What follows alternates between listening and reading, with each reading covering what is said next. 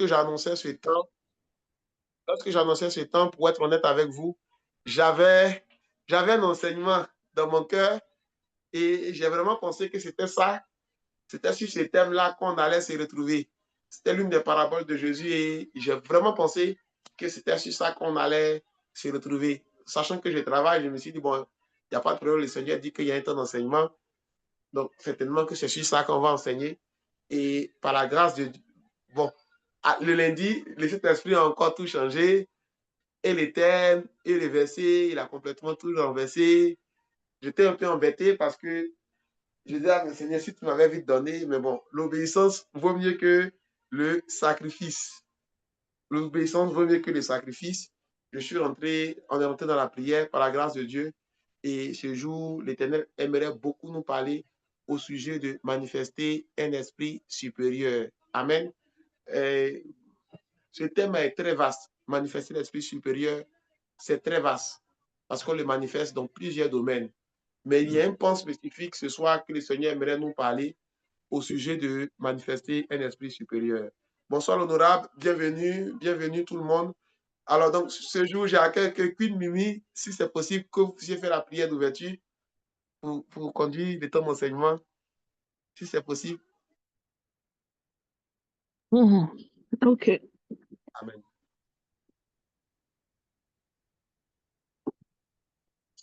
Oui, Seigneur, nous te rendons grâce. Nous te disons merci. Merci pour ce moment. Merci pour la journée. Nous venons vers toi d'abord. Nous te demandons pardon pour tous nos péchés. Si nos yeux ont péché ce matin, si nos mains ont péché, si nos bouches ont péché, nous te demandons pardon.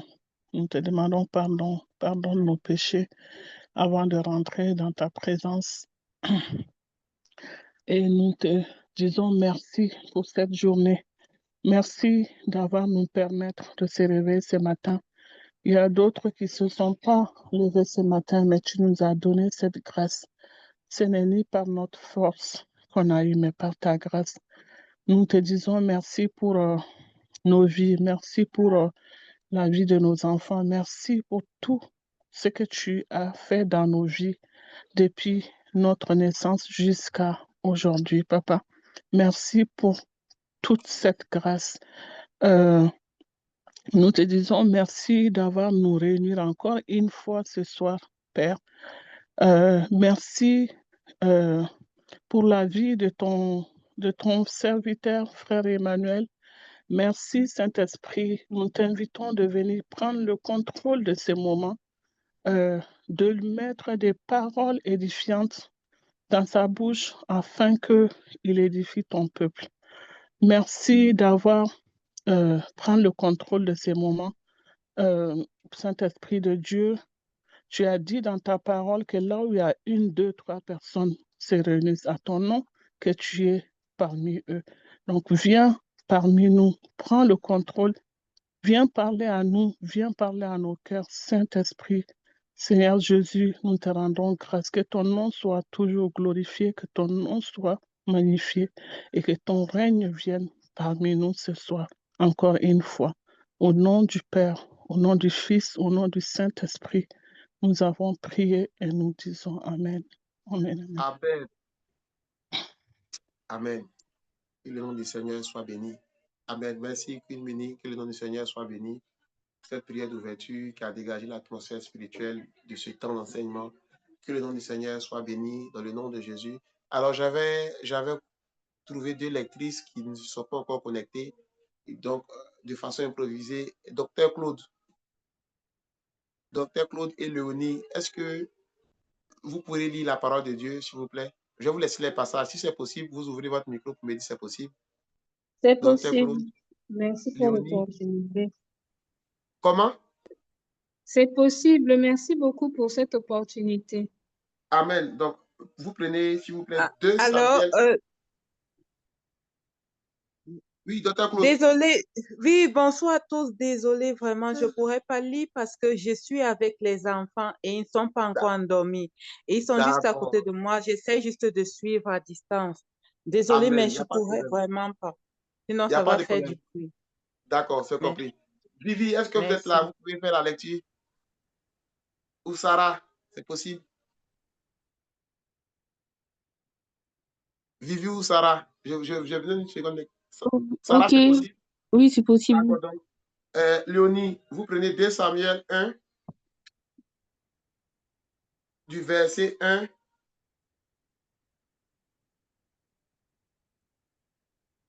jusqu'au verset 9. Ok. 2 Et Samuel Sarah, chapitre 1. oui, Samuel, est-ce que je donne le second passage? Sarah, vous prenez toujours les mêmes 2 Samuel, chapitre 1, du verset 10 jusqu'au verset 15. Donc, à sa suite, vous allez lire. Ok, Allez-y, Léonie. Ok, je lis dans le nom de Jésus. 2 Samuel chapitre 1, versets 1 à 9. Exactement. Après la mort de Saül, David, qui avait battu les Amalécites, était depuis 2 jours revenu à Tsiklag. Le 3e jour, un homme arriva du camp de Saül, le vêtement déchiré et la tête couverte de terre. Lorsqu'il fut en présence de David, il se jeta par terre et se prosterna. David lui dit, « D'où viens-tu? » Et il lui répondit, « Je me suis sauvé du camp d'Israël. » David lui dit, « Que s'est-il passé? Dis-moi donc. » Et il répondit, « Le peuple s'est enfui du champ de bataille et un grand nombre d'hommes sont tombés et ont péri. Saül même et Jonathan son fils sont morts. » David dit au jeune homme qui lui apportait ces nouvelles, « Comment sais-tu que Saül et Jonathan son fils sont morts? » Et le jeune homme qui lui apportait ces nouvelles répondit, « Je me trouvais sur la montagne de Gilboa. Et voici, Saül s'appuyait sur sa lance. Et voici, les chars et les cavaliers étaient près de l'atteindre. S'étant retourné, il m'aperçut et m'appela. Je dis, me voici. Et il me dit, qui es-tu? Je lui répondis, je suis Amalécite. Et il dit, approche donc et donne-moi la mort, car je suis pris de vertige, quoiqu'encore plein de vie. Amen. Amen. amen. Je m'approchai de lui et je lui donnai la mort, sachant bien qu'il ne survivrait pas à sa défaite. J'ai enlevé le diadème qui était sur sa tête et le bracelet qu'il avait au bras, et je les apporte ici à mon Seigneur. David saisit ses vêtements et les déchira, et tous les hommes qui étaient auprès de lui firent de même.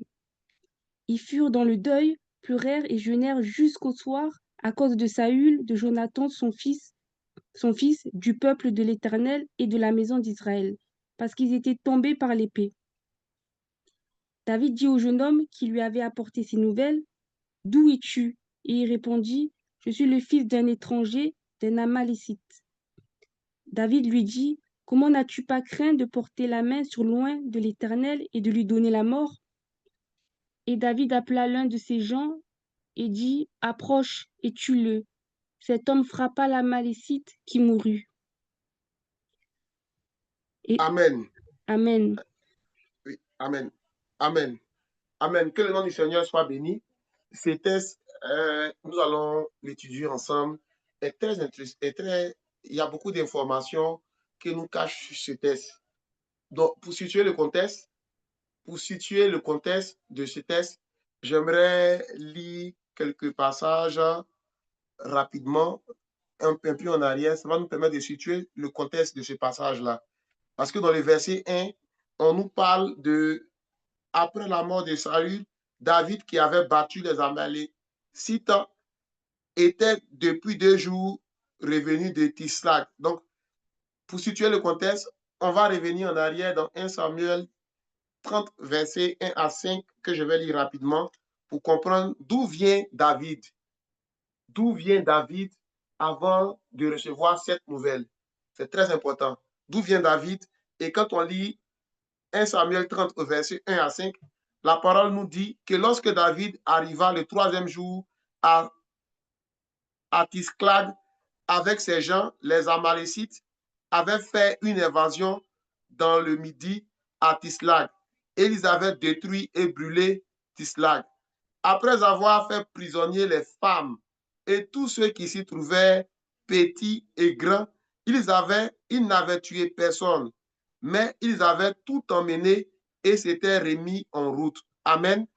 Juste avant de recevoir ce monsieur qui est venu porter la mort de David, du roi Saül, 2 jours avant, David venait de livrer un gros combat. Il avait été envahi par les Amalécites qui avaient récupéré tout. C'est-à-dire qu'il ne restait que des hommes. Ils ont pris tout, argent, femmes. C'est comme si le volet était dans ta maison pour tout te voler, pour tout te prendre. Donc, David venait de livrer une grande bataille. Et on comprend qu'il sort d'une grande bataille un peu plus loin, au verset 17. 1 Samuel 30, au verset 17. La parole dit, David les battit depuis l'aube du jour jusqu'au soir du lendemain. Et aucun d'eux n'échappa, excepté 400 jeunes hommes qui montèrent sur les chameaux et s'enfuirent. David sauva tout ce que les Amalécites avaient pris et il délivra aussi ses 2 femmes. Il ne leur manqua personne, ni petit, ni grand, ni fils, ni fille, ni aucune chose du butin, ni rien de ce que l'on leur avait enlevé. Amen. Donc, David venait de livrer une grande bataille. David sortait d'une grande bataille. Ça faisait que 2 jours qu'il venait de combattre un grand ennemi. Ce grand ennemi, on le voit dans Ésaïe 49, lorsque Dieu nous dit, le butin du puissant sera-t-il enlevé? Ésaïe 49, les derniers versets de la fin. Lorsque Dieu nous dit, le butin du puissant sera-t-il enlevé? Et la parole lui répond, oui, le butin du tyran lui sera enlevé. Donc, combattre un tyran, ce n'est pas facile. Combattre un tyran, ce n'est pas facile. Donc, David venait de combattre un tyran, lui et ses hommes. David avait été mis à mal par ses propres hommes. Quand on lit 1 Samuel 30, au bout d'un moment, on se rend compte que ses propres hommes murmuraient contre lui. Parce que la défaite qu'ils ont subie était cinglante. Ils avaient tout perdu. Il ne leur restait plus rien. Et David, cet homme de guerre, s'est levé avec 600 hommes. Puis il n'en restait que 400 pour aller délivrer son peuple. Amen. Donc, David venait de sortir d'une grande bataille. Lorsque cet homme est rentré dans sa maison pour lui porter la nouvelle de la mort de Saül, si on doit circonscrire ça au temps présent, c'est un peu comme si on vient de t'informer que tu es président de la République. C'est un peu comme si on vient de t'informer que tu vas te marier. On veut te donner une grande nouvelle. Mais David, malgré la grande nouvelle qu'il a reçue, regardez bien quand on lit les textes, ça va revenir dessus. Il prend le temps de questionner le monsieur. Il prend le temps de lui poser 5 questions. Celui qui aspire à manifester un esprit supérieur comprend que c'est dans tes grands moments de joie même que l'ennemi viendra pour te fatiguer. Celui qui aspire à manifester un esprit supérieur ne baisse pas les bras après une grande victoire. Ne se couche pas sur ses lauriers après une grande victoire. Celui qui est appelé à manifester un esprit supérieur, lorsqu'il reçoit une bonne nouvelle, même en temps de paix, il prend le temps de l'analyser. Il prend le temps d'analyser la source. Il prend le temps de voir qui m'a parlé. Mais pourquoi David a posé autant de questions à ce monsieur? Est-ce que quelqu'un s'est déjà posé la question, mais pourquoi est-ce que David a posé autant de questions à ce monsieur et ne s'est pas juste concentré de se réjouir de la mort de Saül qui pendant 13 ans les fatiguait?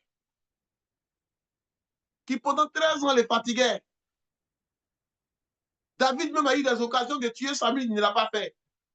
Mais aujourd'hui, on vient te dire que le dernier ennemi qui devait tomber pour que tu rentres dans ta bénédiction est mort. On vient de te dire que ton parent qui est au village, qui te fatiguait, est mort. On vient de te dire que l'homme fort de ta famille est tombé. On vient de te dire toutes ces choses. Mais David, lui, il pose des questions. Il n'est pas en train de se réjouir. Il pose des questions. David a manifesté un esprit différent. Tu sais, nous les hommes, on serait en train de se réjouir. Hein? Moi-même, je serais content, il ne faut pas vous mentir. Quoi, on vient de me dire que quelqu'un qui m'a persécuté comme ça est tombé? Mais celui même qui m'a dit même là, j'ai enlevé l'argent pour lui donner. Il devait mon ami en même temps. Il devait mon gars en même temps. Il devait celui-là qui a apporté la bonne nouvelle. Dans la chair, c'est comme ça qu'on se comporte. On va dans des endroits où on nous donne une information. Juste parce que l'information, il y a une partie qui est vraie. On ne cherche plus à vérifier la source. On ne cherche plus à vérifier qui est venu nous donner la nouvelle. Automatiquement, on croit. Mais David est un homme de guerre. Et ce que le monsieur est en train de dire là, David sent dans son esprit qu'il y a quelque chose qui manque dedans. David n'était pas sur le champ de bataille pour savoir comment Saül est mort. Mais pourquoi il est allé jusqu'à poser 5 questions à ce monsieur? Parce que David avait un esprit supérieur. Parce que David avait un esprit supérieur. Parce que David avait un esprit supérieur. Alors c'est David qui avait un esprit supérieur. Lorsqu'il reçoit une information, il ne se réjouit pas d'abord. Il pose des questions pour vérifier la source. Il pose des questions pour authentifier la source. Il pose des questions pour être sûr que la source est bonne. Et c'est après toutes ces questions-là maintenant qu'il va voir si je dois me réjouir totalement ou pas. Le monsieur a donné sa version sur comment Saül est mort. On va voir ensemble. On va voir ensemble. Quand on revient encore sur les tests de base, 2 Samuel 1, on dit, David lui dit au verset 3, « D'où viens-tu? » Et il lui répondit, « Je me suis sauvé du camp d'Israël. » Amen. Cet homme a approché le camp de David par un déguisement. Et très souvent, c'est comme ça, l'ennemi s'approche de notre camp. Au verset 2, on dit, le 3e jour, un homme arriva du camp de Saül, les vêtements déchirés et la tête couverte de terre. C'est-à-dire qu'il est venu par un déguisement. Il s'est approché du camp de l'ennemi, il s'est approché du camp de David par un déguisement, de sorte à ce qu'on ne pouvait pas lire en apparence qu'il ne soit pas de la tribu d'Israël. Il a vu certainement comment est-ce que les gens de David étaient habillés pour aller combattre. Il a vu certainement tes habitudes. Il a vu certainement tes habitudes de vie. Et il est venu se fondre dans tes habitudes de vie pour chercher à corrompre ton âme. Et il est venu se fondre dans tes habitudes de vie pour chercher à corrompre ton âme, pour chercher à corrompre ta destinée. Et c'est comme ça que l'ennemi s'emploie à toujours. C'est comme ça que le méchant rentre dans notre destinée. C'est comme ça que le méchant rentre dans notre destinée. Ils viennent toujours se fondre dans nos habitudes. Ils viennent toujours se fondre dans notre quotidien. Et cet homme-là s'est fondu dans le quotidien de David. Il était conscient que David était un chef de guerre. Mais tu viens parler à un chef de guerre de la guerre sans avoir bien révisé ta stratégie, ton élément de langage. Tu es peut-être dans les finances. Mais pourquoi c'est toujours toi que tes collègues financiers dupent? Tu es docteur, mais c'est toujours toi que tes collègues docteurs dupent. Tu es instituteur, c'est toujours toi que tes collègues instituteurs dupent. C'est le domaine même qui est ta spécialité. C'est le domaine où on va dire c'est ton champ. Mais c'est toi qu'on dupe. C'est toi qu'on dupe parce que tu aimes les paroles de connaissance, parce que tu aimes les paroles de flatterie. Donc quand ils viennent avec des paroles de flatterie pour t'avoir. Cet homme est venu vers David comme s'il venait de la guerre. Donc c'est comme si c'est le collègue de David. Combien d'entre nous ici, on s'est fait avoir par nos propres collègues? Combien d'entre nous ici, on n'a pas su discerner? À la première information qu'on a reçue, net. Moi-même, je savais qu'on ne m'aimait pas ici. Parce qu'ils sont venus te dire que les dieux ne t'aiment pas. Moi-même, je savais, ok, il passe ici, là. Il ne m'a jamais salué. Ou bien sa façon de me saluer, là. C'est comme ça. Automatiquement, tu commences à t'ouvrir à la personne en même temps. Mais lorsque David voit cet homme, il lui dit, d'où viens-tu? Il a vu sa tenue, il a vu son habit. Mais David a quand même posé des questions. D'où viens-tu? Celui qui manifeste un esprit supérieur interroge le Saint-Esprit, interroge son interlocuteur. Je vous ai dit ici une fois que si vous priez avec quelqu'un, il est important que vous sachiez où la personne prie. Il est important que vous sachiez sa source. Si vous avez à cœur de lui demander où tu pries, pose la question. qui est ton père spirituel. C'est important. Où tu sèmes. Si tu dis qu'il n'y a aucun endroit où s'aimer, fais attention. Les questions là, ça va te permettre de manifester un esprit supérieur. Parce que ce n'est pas tous les jours, Dieu dit, Dieu dit, Dieu dit. Non, non. Au travers des questions également, on ouvre son esprit sur ce que la personne est en train de dire et on comprend que lui là c'est un menteur, lui là c'est comme ça, lui là c'est comme ça. Moi on m'appelle Colombo. Tous mes amis m'appellent Colombo. Je me poser des questions. Je me poser des questions. Et quand quelqu'un s'étonne, je lui dis, mais tu préfères que je vienne te demander directement ou bien d'aller faire on dit.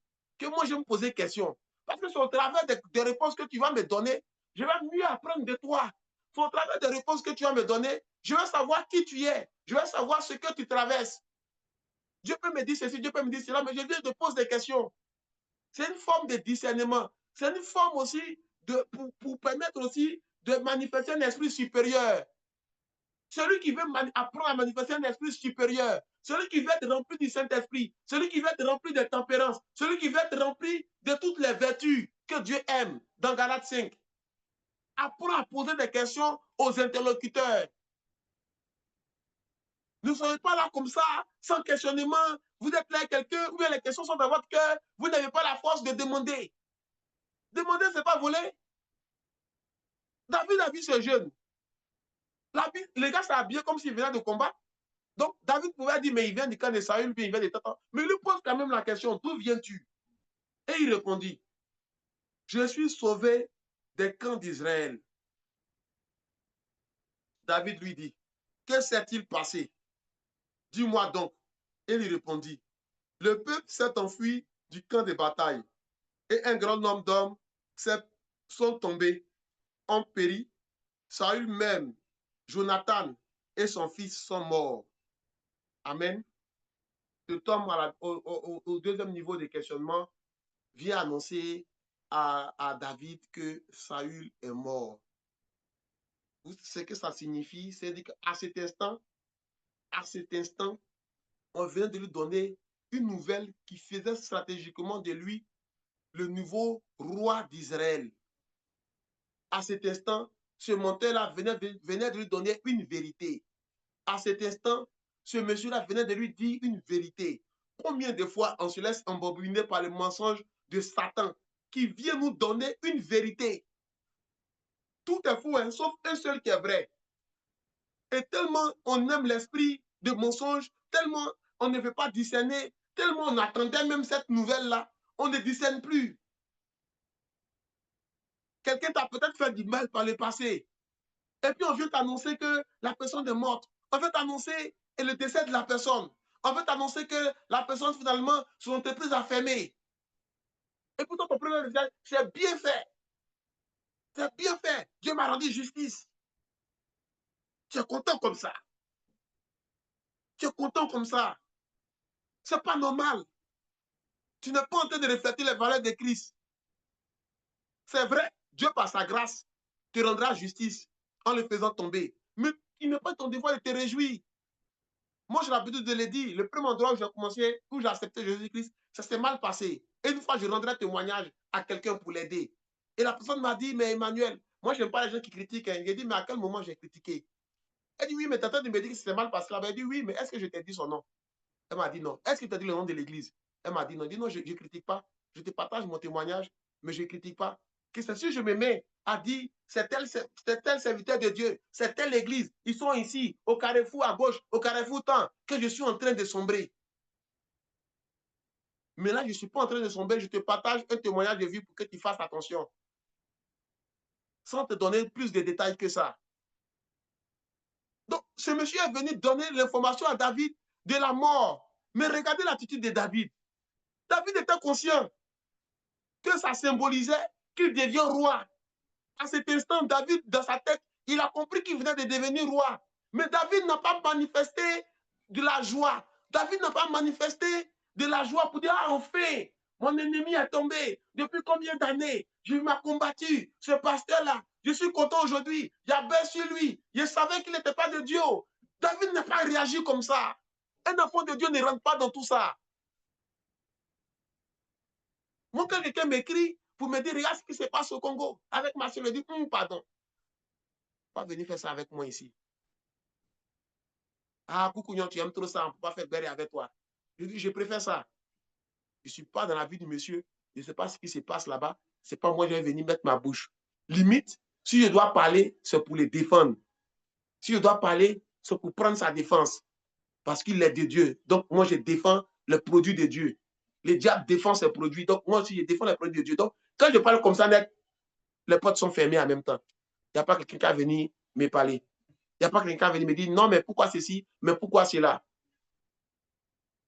Mais pourquoi on se comporte comme ça? Et on trouve que les chrétiens sont endoctrinés. Les chrétiens sont comme ça. Non, on manifeste un esprit supérieur. Parce qu'on est conscient que celui qui sont en train de critiquer, de par lui, des millions de personnes sont déjà sauvées et de par lui, des milliards de personnes peuvent être sauvées encore. Donc, au lieu d'aller tirer sur une ambulance, on relève le soldat. Et il va continuer sa marche. David venait de recevoir une information capitale. Saül est mort. Saül est mort. Ça faisait de lui le nouveau roi. C'était incontesté. Ce jour, il a compris qu'il n'allait plus jeûner pour ce sujet de prière-là, que c'était fait. Il pouvait se réjouir. Il pouvait se réjouir. Il y a à peine 2 jours qu'il a eu une grosse victoire. Il pouvait dire, oh, c'est ma saison de gloire, c'est ma saison de gloire. Mais il ne s'est pas réjoui.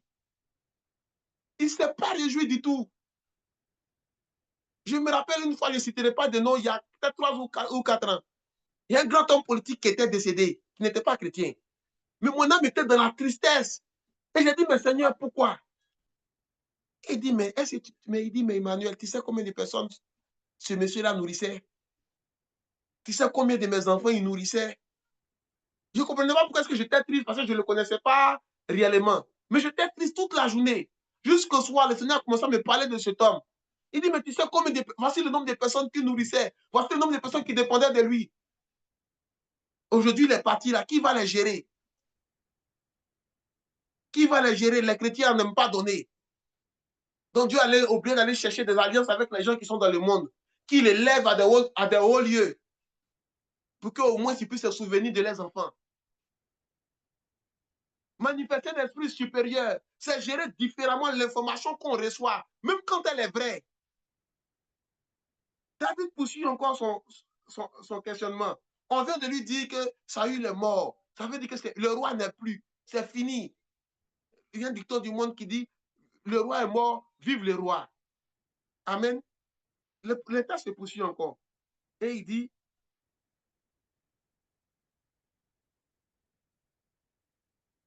David dit au jeune homme qui lui apportait ces nouvelles, comment sais-tu que Saül et Jonathan, son fils, sont morts? Troisième question. David continue avec les questionnements. Et il répond.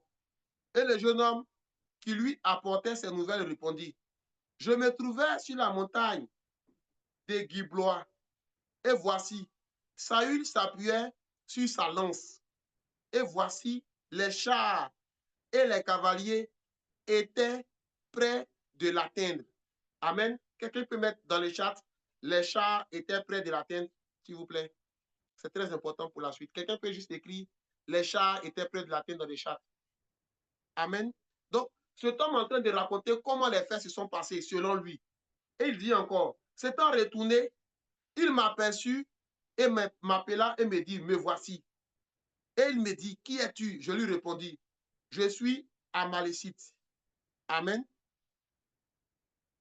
Et il dit, approche donc et donne-moi la mort, car je suis pris dans le vertige, quoique encore plein de vie.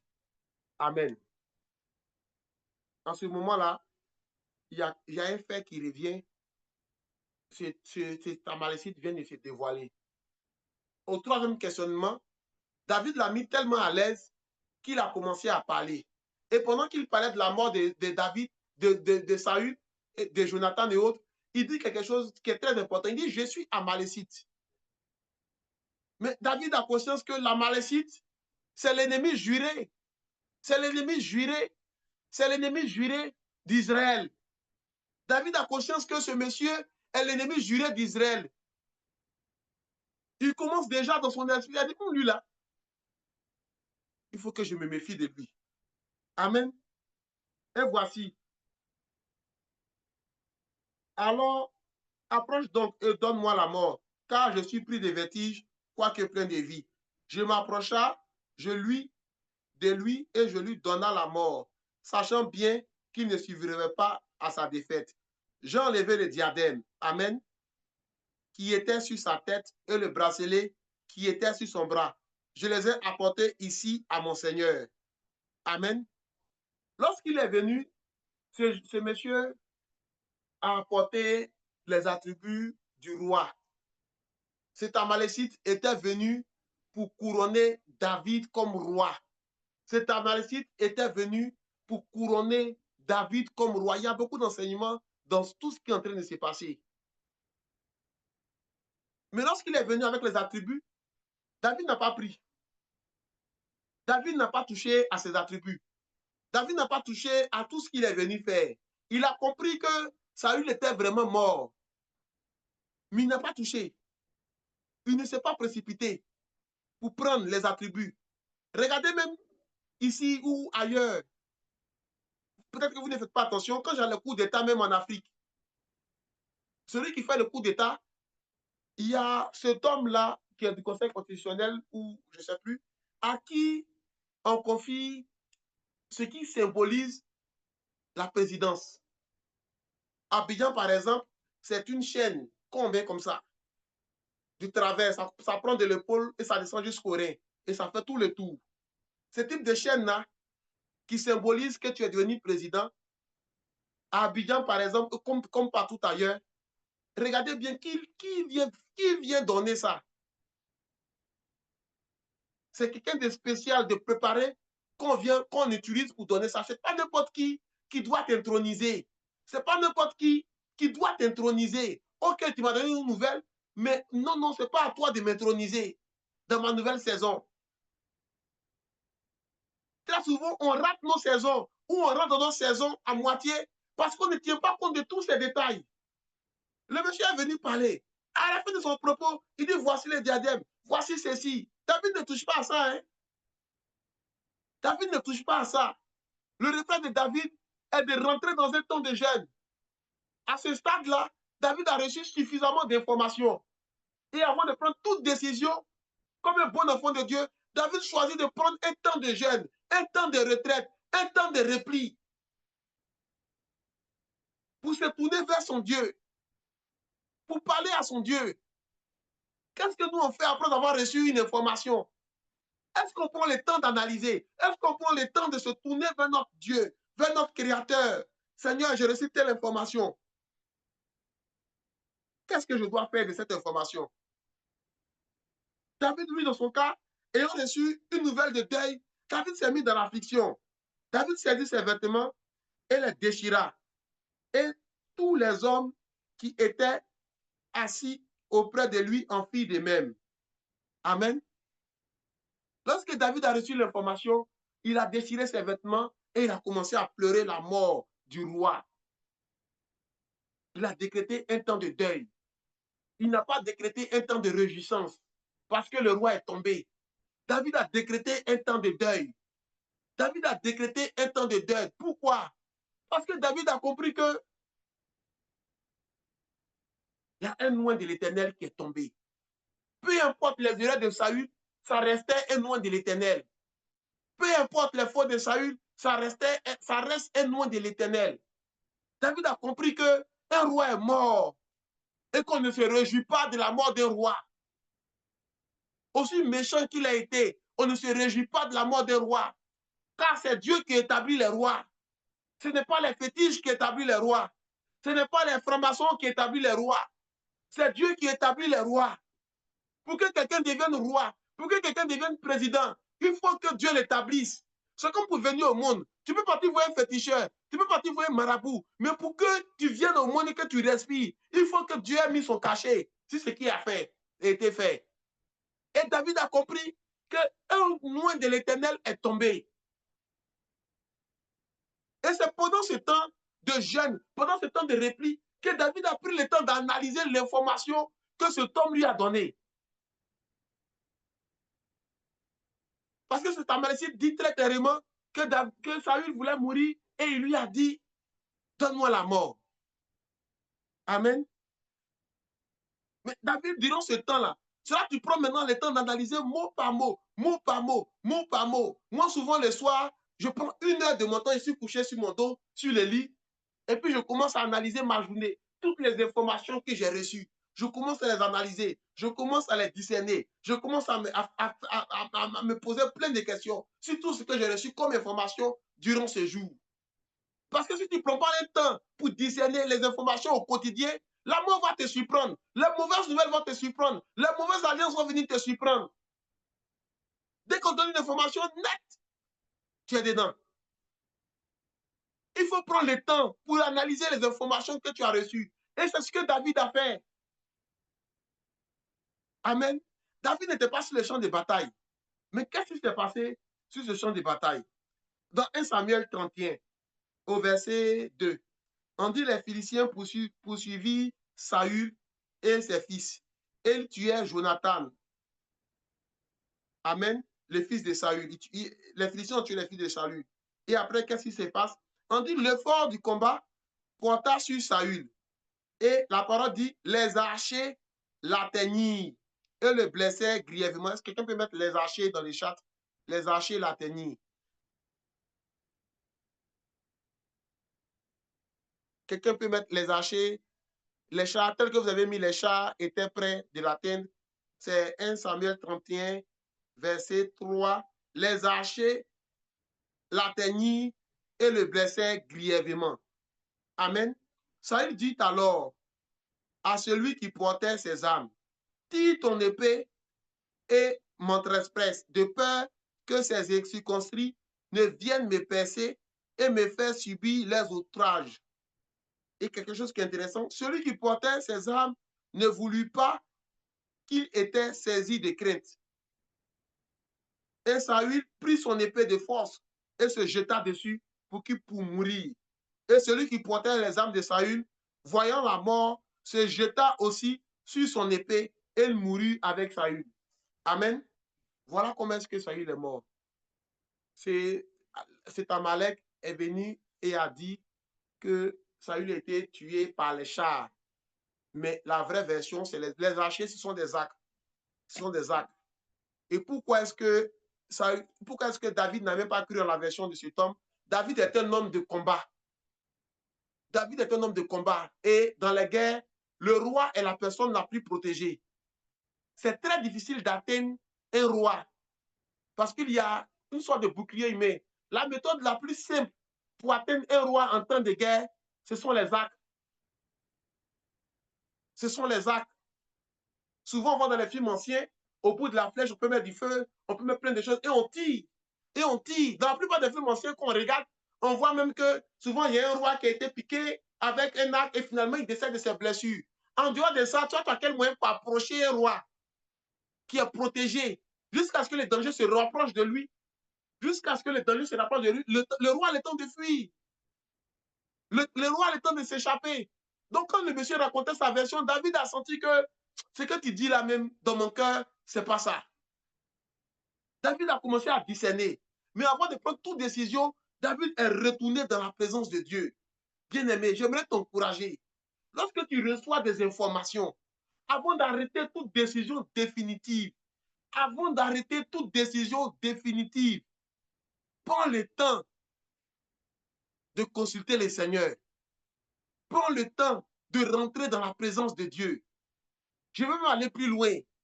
Si vous avez des frères de l'église qui ont l'habitude d'enregistrer le pasteur en train de vous critiquer pour vous apporter, éloignez-vous de ces frères-là. S'il y a un frère dans votre communauté qui a l'habitude d'enregistrer votre pasteur principal qui vous critiquait pour venir vous donner, éloignez-vous de ces frères. C'est un démon. Éloignez-vous de ces frères. Il a des esprits en lui. Si vous vous rapprochez trop de lui, il va vous conduire en enfer. Je vous dis la vérité. Si vous avez un parent, un proche qui a l'habitude, toujours celui qui doit enregistrer pour venir vous faire écouter, méfiez-vous de cette personne. Méfiez-vous de ce type d'amitié. Méfiez-vous de ce type d'amitié. Moi-même, souvent, quand quelqu'un me parle et qu'il veut me confier des trucs, des notes vocales, je dis non, non, non, non, non. Ce n'est pas nécessaire, je te crois. Je ne vais pas rentrer dans ça. Méfiez-vous de ce type d'amitié-là, où on vient enregistrer des soins de l'Éternel pour vous donner. Non, voilà ce qu'ils pensent de toi dans les secrets. Mais attends, c'est quelle amitié ça? C'est quelle amitié ça? Et toi, tu ne te discernes même pas. Tu prends une décision radicale contre le serviteur de Dieu. C'est vrai, peut-être qu'il n'est pas de Dieu. Peut-être qu'il a dit ça et le contexte ne s'y prêtait pas. Mais cet homme qui est venu vers toi avec cette nouvelle-là, il n'est pas ton ami. Cet homme qui est venu vers toi avec l'enregistrement de ce pasteur, il n'est pas non plus ton ami. Il n'est pas non plus celui avec qui tu dois marcher. Qui vous apporte les nouvelles? Quelle est la vie de ceux qui vous apportent les nouvelles? David avait reçu une nouvelle qui faisait de lui le roi. David avait reçu une nouvelle qui symbolisait son élévation. Mais David ne s'est pas précipité. Et vous savez pourquoi il ne s'est pas précipité? Quand on lit 1 Samuel 15, et c'est à la fin du récit de 1 Samuel 15 qu'on nous dit l'obéissance est mieux que le sacrifice. Parce que cet homme qui est venu, lorsqu'il a dit Amalécite, David a compris que cet homme-là venait de la tribu qui avait causé la chute de Saül. Cet homme-là venait de la tribu qui avait causé la chute de Saül dans 1 Samuel 15. On ne pourra pas lire à cause du temps. Cet homme-là venait de cette tribu. Cet homme-là venait du méchant. Et il voulait introniser David à la royauté, afin que sa royauté soit corrompue. Afin que comme Saül, lui également, il soit désobéissant et que son règne ne dure point. Parce que Dieu ne prend pas plaisir à la désobéissance. Saül avait désobéi. C'est pourquoi il avait perdu, c'est pourquoi il avait perdu la royauté. Et c'est quelqu'un de cette tribu qui a fait que Saül a désobéi, qui est venu encore tendre le diadème, le symbole de la royauté à David pour qu'il puisse porter. S'il prenait et portait, c'était fini. David aurait eu un règne catastrophique. David aurait été pire que Saül. L'ennemi connaît ton étoile. L'ennemi connaît ta destinée. C'est pourquoi même en temps de paix, en temps de résistance, il s'infiltre encore dans ta destinée. Il s'infiltre encore dans ta vie. Il s'infiltre encore dans ta vie pour pouvoir te nuire. Parce que le diable ne se décourage pas. Lui, il voit loin. Récemment, j'en parlais avec une dame qui dit, mes frères, madame, je ne comprends pas. Toujours on veut m'attaquer. Je ne comprends pas. Je ne comprends pas. Il dit, mais le diable sait qui tu seras en 2030. Elle dit, ah bon? Il dit, oui, le diable sait qui tu seras en 2030. Donc, lui, il commence à te nuire en même temps. Toi, tu vois 2025 et tes petits problèmes de maintenant. Lui, il voit 2030. Il voit qui tu seras. Donc, c'est maintenant qu'il va commencer à te nuire. C'est maintenant qu'il va commencer à te descendre. C'est maintenant qu'il va commencer à te mettre à terre. C'est maintenant qu'il va commencer à user de tous les moyens. C'est pourquoi quand tu commences un projet, c'est pourquoi quand tu commences ta relation, c'est pourquoi quand tu commences ton travail, tu vois que tu es beaucoup attaqué. Tu vois qu'il y a des fausses amitiés qui commencent à rentrer. Pourquoi? Parce que le diable, lui, voit loin. Il voit qu'à cause de toi, l'entreprise sera sauvée. Donc, ce qu'il faut faire maintenant, pour ne pas que tu sois concentré là, il va le faire. Et le diable a envoyé cet Amalécite, cette même tribu qui avait fait chuter Saül. C'est quelqu'un de là-bas encore que le diable a envoyé pour corrompre le règne de David. Si David prenait, si David acceptait, et il prenait, il mettait sur sa tête, il mettait sur son corps ce qu'on lui a donné, il aurait eu un règne corrompu. Son règne n'allait même pas durer. On n'aurait même pas connu son fils qui l'a succédé, Salomon. On n'aurait pas connu David, l'homme selon mon cœur. On n'aurait même pas connu. C'est David, l'homme selon le cœur de Dieu. Il aurait été pire que Saül. C'est pourquoi tu ne comprends pas. Tu as bien commencé, tu as bien prié, tu as bien jeûné, tu as eu cette opportunité. Mais comme le début était corrompu, comme au début tu t'es laissé corrompre par les messages de ton voisin, tu t'es laissé corrompre par d'autres enseignements, tu as souffert pour avoir ce travail. Maintenant que tu travailles, non, moi, je ne dois pas payer la dîme, alors que toi-même, tu sais que c'est important. Mais à peine tu as eu ton travail, tu as écouté maintenant d'autres enseignements où on dit on ne paye pas la dîme. Tu te laisses corrompre. Tu te laisses corrompre et tu ouvres la porte de l'échec. Tu ouvres la porte des blocages. Tu ouvres la porte du dévoreur. Tu ouvres la porte de toutes ces choses-là. Jusqu'à un matin, tu te rends compte, tout est mélangé autour de toi. Tu es conscient qu'il faut que, une fois que tu es converti, tu évangélises. Une fois que tu te convertis, tu sens dans ton cœur que tu dois les faire. Mais tu te laisses corrompre. Tu te laisses corrompre. C'est maintenant que tu te rappelles que tu dois rentrer dans tel club. C'est maintenant que tu te rappelles que non, pour réussir, il faut rentrer dans tel club. Non, pour réussir, tous ces clubs-là, c'est important. Mais ton premier club, c'est Jésus-Christ de Nazareth. Est-ce que tu le priorises encore? Est-ce que tu le priorises encore? À peine tu as eu le succès, Abidjan dit que tu es devenu Yacouba. On ne peut plus te reconnaître. On ne peut plus t'appeler. On ne doit plus te parler. Parce que tu as laissé corrompre ton cœur par la séduction. Tu as bien commencé, mais tu as laissé la séduction gagner ton cœur, gagner ta vie. Tu as arrêté de manifester Christ comme il se doit. Toi qui avant le passé t'appelais net, oui papa, je suis là. À peine tu as eu un travail, tu n'as plus le temps. À peine tu as eu un travail, tu n'as plus le temps. Pour ceux qui sont à Abidjan, moi je vis maintenant à Cocody, à Nono. Mon pasteur vit à presque à Gonzague, c'est sur la route de Bassam. C'est très loin. Mais quand il m'appelle, je m'en vais. Souvent, il me dit non, Emmanuel, à cause de la distance, il dit papa, chacun paie le prix pour son onction. Quand il m'appelle, je m'en vais. Quand il m'appelle, que je vais même qu'il est en réception, je rentre dans l'une de ses chambres, je dors, j'attends mon tour.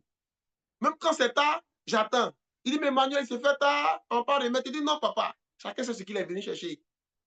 Ce n'est pas maintenant, là, où j'ai eu travail, où j'ai ma maison, que je vais venir dire maintenant que non, non, papa, vraiment, mon papa, là, pour qu'il va m'appeler au loin, tout ça, là. Pourtant, avant qu'il partait. Pourtant, si c'était un ami qui t'appelait pour boire une bière, tu allais partir, malgré ta fatigue. Non, ce que tu faisais avant, tu dois continuer à faire. Et David ne s'est jamais réjoui du malheur de Saül. Et même quand il apprend la nouvelle de sa mort, il ne se réjouit pas. Quand on lit les livres de Samuel, on voit que David a eu des occasions pour attaquer Saül, il n'a jamais fait. Il ne touche pas un moine de l'Éternel. Et quand ce monsieur vient raconter les faits, il se rend compte que c'est faux. Saül, même Saül désobéissant, ne peut jamais demander à un Amalécite de venir le tuer. Ce n'est pas possible. Ce n'est pas possible. Mais David réagit avec beaucoup de tempérance.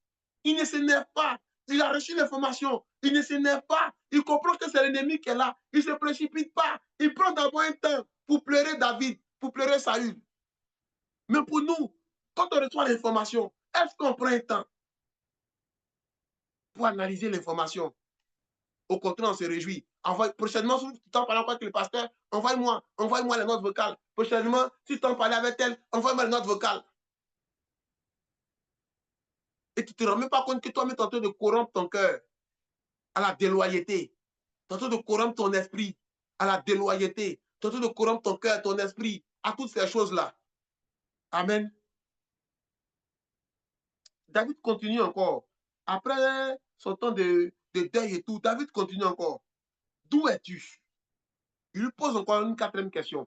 D'où es-tu? Et il lui répondit, je suis le fils d'un étranger, d'un Amalécite. Amen. En début, au verset 3, lorsqu'on lui a dit, d'où viens-tu? Il a dit qu'il répondit, je viens, je me suis sauvé du camp d'Israël. Il a donné l'impression qu'il venait d'Israël. Mais enfin, quand on lui demande d'où il vient, il reconnaît qu'il est le fils d'un étranger, d'un Amalécite, les ennemis jurés d'Israël. Amen. David lui dit, comment n'as-tu pas craint de porter la main sur loin de l'Éternel et de lui donner la mort? Et David appela l'un de ses gens et dit, approche et tue-le. Tue cet homme, tue cet Amalécite et qu'il mourut. On va prier ce soir dans le nom de Jésus, afin que cet homme, cet Amalécite qui est dans ta destinée, meure ce soir, que tu puisses t'en séparer, que tu puisses t'en séparer, que tu puisses t'en séparer, que tu puisses t'en séparer, que tu puisses t'en séparer de ce gars-là qui est dans ton atmosphère professionnelle, qui est dans ton atmosphère spirituelle, qui est dans ton atmosphère de vie, qui est dans ton atmosphère conjugale, qui représente cet Amalécite, qui représente ce porteur de nouvelles, mais dont la source est mauvaise, qui représente celui-là qui vient te conseiller négativement, qui représente celui-là qui vient t'encourager à divorcer, qui représente celui-là qui vient t'encourager à ne pas mettre en pratique la parole de Dieu. Bien-aimé, la Bible dit le salaire du péché, c'est la mort. C'est Amalek qui a reçu son salaire. Il était venu pour un seul but, corrompre le règne de David. Et c'est ce qui nous arrive. Lorsque on reçoit de bonnes nouvelles, très souvent, la tentation augmente encore. Très souvent, les tentations augmentent encore. Pourquoi? Parce que l'ennemi sait qu'en temps de bonnes nouvelles, c'est le temps où on est le plus fragile. Je dis n'importe quoi. Si de suite tu reçois 1 milliard, même si tu es en jeune, tu as coupé ton jeûne. Même si tu es en jeûne, tu as coupé ton jeûne. Tu as coupé ton jeûne. Quand on reçoit, il y a des nouvelles, quand on reçoit là, on est déstabilisé en même temps. Mais le Seigneur veut que lorsqu'on reçoit des nouvelles, on ne soit pas déstabilisé. On prend le temps comme David de poser des questions. David a manifesté un esprit supérieur. David a manifesté, c'est ce qu'on appelle un esprit de discernement. L'esprit de discernement doit t'amener à poser des questions. Non, je ne vais pas poser des questions. Il ne faut pas y voir se frustrer. Non, pose des questions, c'est important. Moi, celui qui me demande tu travailles où, je lui dis, je travaille à Sénéba Transport. Actuellement, je suis juriste chargé de mission à Sénéba Transport. Tu pries où? Je prie à la cité d'Esther, à Koumassi. Je peux venir te rendre visite à la prière? Oui, il n'y a pas de problème. On prie de 8h à 11h30. Et avec plaisir, tu viens chez moi à la prière. Parce que je n'ai rien à cacher. Parce que je n'ai rien à cacher. Tous ceux d'Abidjan même qui sont dans ce groupe sont déjà venus voir là où je prie. D'autres même sont en contact avec mon père spirituel. Parce que je n'ai rien à cacher. La source, celui à qui tu causes, quelle est sa source? Quelle est sa source? Si la source est mauvaise, même si tu donnes de bonnes informations, détache-toi-en. Parce qu'un matin, il viendra te faire porter le diadème du péché. Parce qu'un matin, il viendra te couronner fornicateur. Il viendra te couronner moqueur. Il viendra te couronner méchant. Il viendra te couronner de toutes ces choses-là qui vont t'éloigner de ta destinée. Fais attention avec qui tu marches. Fais attention à qui rentre dans ta vie. Et il y a une catégorie de personnes, dès que vous êtes élevé net, c'est là où vous voulez changer vos amis. Non, je ne peux plus marcher avec frère Emmanuel. Lui, là, il n'a pas l'argent, il n'a pas de voiture comme moi. Ce n'est pas la peine. Non, je ne dois plus marcher avec ma soeur. Je ne dois plus marcher avec mon frère. Ils sentent la pauvreté. Moi, aujourd'hui, je suis élevé. Je dois marcher avec les gens de ma trempe. Je dois marcher avec les gens de ma trempe. Mais ces gens, ça te les connaît? Ces gens, ça te les connaît? Ces gens-là, est-ce que tu les connais? Ces gens-là, est-ce que tu les connais? Bien-aimé, j'aimerais t'encourager par la compassion de Christ à manifester un esprit supérieur quand tu reçois de l'information, à manifester un esprit supérieur. Et comme David, pose une question au moins sur la personne qui t'a appelé, qui te donne l'information. Pose-lui 5 questions. Pose-lui au moins 5 questions. Pose-lui au moins 5 questions avant qu'il ne parte avec sa nouvelle. Pose-lui au moins 5 questions avant qu'il ne parte avec sa nouvelle. Pose-lui au moins 5 questions. Si tu ne lui poses pas ces questions-là, c'est toi-même qui vas courir à ta mort. C'est toi-même qui vas courir à ta perte. Pose au moins 5 questions à la personne qui t'apporte une nouvelle. Amen. Donc, comme David, le Seigneur aime vraiment nous amener à avoir une bonne attitude. Et c'est de ton attitude que tu vas démasquer l'ennemi. Je sais que tu t'es dit une fois, mais Seigneur, pourquoi tu ne m'as pas prévenu? Pourquoi tu ne m'as pas prévenu que lui était méchant? Mais est-ce que tu as fait comme David? Est-ce que tu as posé les questions lorsqu'il est venu te parler? Est-ce que tu as posé des questions? Est-ce que tu as mis une petite réserve sur toutes les informations qu'il te disait? Non. Dès qu'il a parlé nettement, tu attendais ça. Tu as accepté en même temps. Tu n'as pas eu un temps de recul par rapport à l'information que tu as reçue. Regarde aujourd'hui où tu en es. Mais la bonne nouvelle pour nous, c'est qu'il n'est pas encore tard. La bonne nouvelle pour nous, c'est que peu importe les Amalécites qui sont rentrés dans ta vie, ce soir, tu peux prendre la décision. Tu peux prendre la décision de les retirer.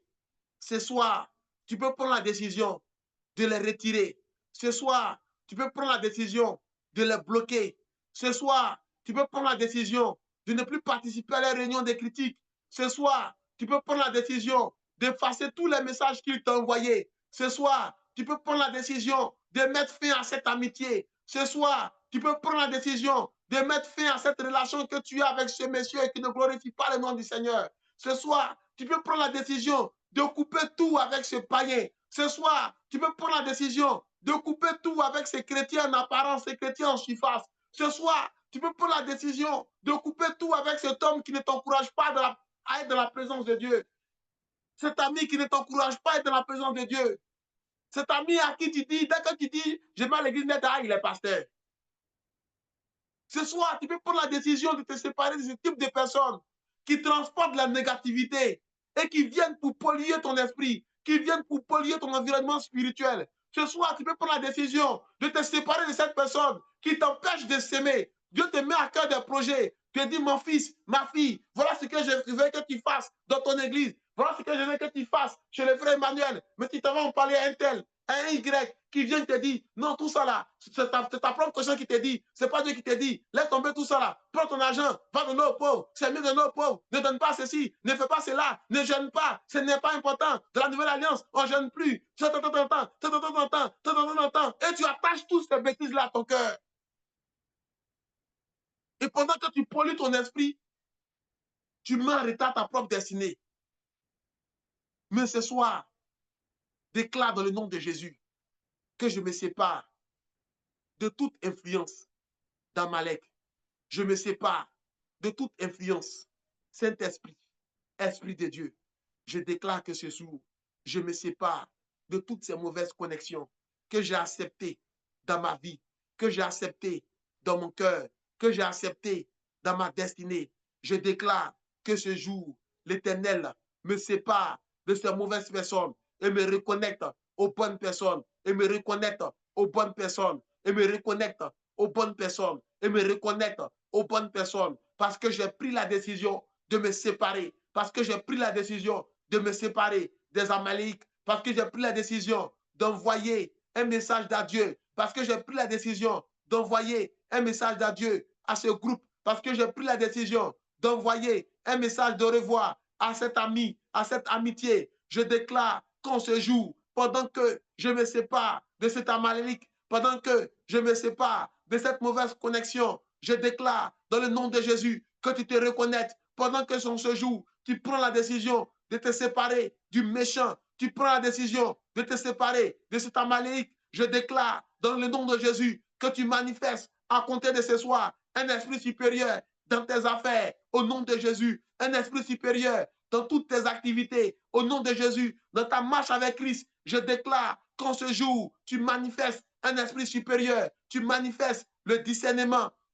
Lorsque tu reçois une information, je déclare dans le nom de Jésus que tu manifestes plus de discernement, tu manifestes plus de discernement, tu manifestes plus de discernement au nom de Jésus. Là où tu avais peur de poser des questions, je prie que ce jour, cette peur, cette crainte, c'est loin de ton cœur, c'est loin de ton cœur. Maintenant même, là où la peur t'empêchait de poser des questions, comme David, là où la peur t'empêchait de poser 5 questions, au moins comme David, je déclare dans le nom de Jésus que l'Éternel t'inspire ces questions que tu dois poser pour éloigner cet Amalek de toi, pour éloigner cette mauvaise connexion de toi. Je déclare dans le nom de Jésus que tu commences, que tu commences, que tu commences, que tu commences, que tu commences, que tu commences à poser ces questions maintenant même, que tu commences à interroger maintenant même. Je prie que tu ne regardes plus à l'apparence pour juger, que tu ne regardes plus à ce qu'il dit pour juger, pour discerner, mais que tu regardes au cœur, que tu regardes au Saint-Esprit, au nom de Jésus, au nom de Jésus, au nom de Jésus. Amen. Merci Seigneur. Merci Saint-Esprit. Merci Saint-Esprit. Merci Saint-Esprit. Oh Père éternel. Oh Père éternel. Que nous ne soyons pas dupes, Seigneur. Comme David. Je prie que nous ne soyons pas dupes, Seigneur. On a presque fini. Comme David. Je prie que nous ne soyons pas dupes, Seigneur. Comme David. Je prie que nous ne soyons pas dupes, Seigneur. Comme David, je prie que nous ne soyons pas dupes, Seigneur, ô Saint-Esprit, mais que nous soyons prudents, que nous soyons prudents, que nous soyons prudents, sachant que l'ennemi rôde, sachant que l'ennemi est encore plus présent. Lorsque nous avons de bonnes nouvelles, je prie, Père, que de nos saisons de bonnes nouvelles, nous soyons plus prudents, nous soyons plus prudents, nous soyons plus prudents. Nous arrêtons point de te chercher en temps de bonnes nouvelles, que nous arrêtons point de te chercher. Mais Père éternel, que nous puissions continuer à te chercher, que nous tous puissions continuer à te chercher, que nous tous puissions continuer à te chercher au nom de Jésus, au nom de Jésus, au nom de Jésus, au nom de Jésus, au nom de Jésus, au nom de Jésus, au nom de Jésus. Amen. Merci Seigneur. Merci Seigneur. Amen. Bien-aimés, n'ajoutons pas la foi à tout esprit, mais éprouvez les esprits pour savoir s'ils sont de Dieu. C'est 1 Jean 4, verset 1 qui le dit. Éprouvons les esprits pour savoir s'ils sont de Dieu. Éprouvons les esprits pour savoir s'ils sont de Dieu. Quelqu'un peut mettre 1 Jean 4, verset 1. C'est avec ça qu'on va terminer. Éprouvons les esprits. Celui qui manifeste un esprit supérieur éprouve les esprits, éprouve les informations qu'il reçoit. Quelqu'un peut mettre 1 Jean 4, verset 1. On va terminer avec ça. Éprouve les informations qu'il reçoit. Éprouve les informations qu'il reçoit. 1 Jean 4, verset 1. Amen.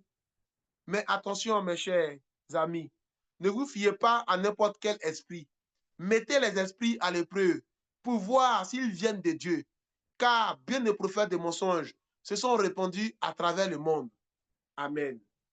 L'un des secrets pour savoir, lorsque vous serez en train d'éprouver les esprits, sachez que la nouvelle qui vient de Dieu vous met dans la joie.